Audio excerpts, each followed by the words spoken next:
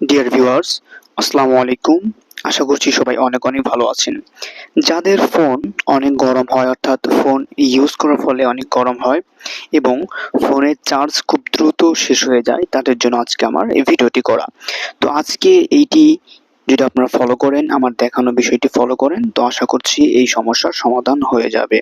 তো এই জন্য আপনাকে প্রথমে যেটি করতে হবে, আপনাকে প্রথমে সেটিংসে যেতে হবে। ওকে, আমার সেটিংস চলে গেলাম। এরপর একটু স্ক্রল ডাউন করে দেখবেন লেখা আছে ডিজিটাল ওয়েলবিং, তো এখানে যেতে হবে। ওকে, একটু ওয়েট করতে হবে। দেখুন এখানে এই ফোন সবকিছু আপনাকে ক্যাপচার করছে, যে আপনি কখন কি করছেন সেই বিষয়টি ক্যাপচার করছে। তো এরপর থেকে আপনাকে যেতে হবে হচ্ছে এই যে এই পাশে থ্রি ডট আছে, থ্রি ডটে চাপ দিতে হবে।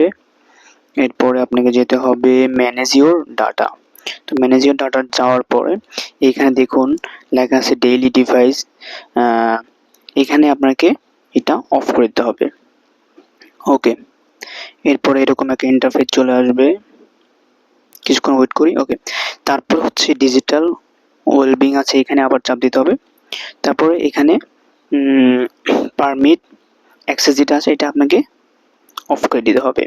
তো এই ট্রিক্স যদি সবাই ফলো করেন, আশা করছি আপনার ফোনে চার্জ বেশি যাওয়া আর হবে না, কোনো সমস্যা থাকবে না এবং ফোন যে গরম হয় সেটিও আর হবে না। তো সকলকে অসংখ্য ধন্যবাদ সাথে থাকার জন্য। আসসালামু আলাইকুম।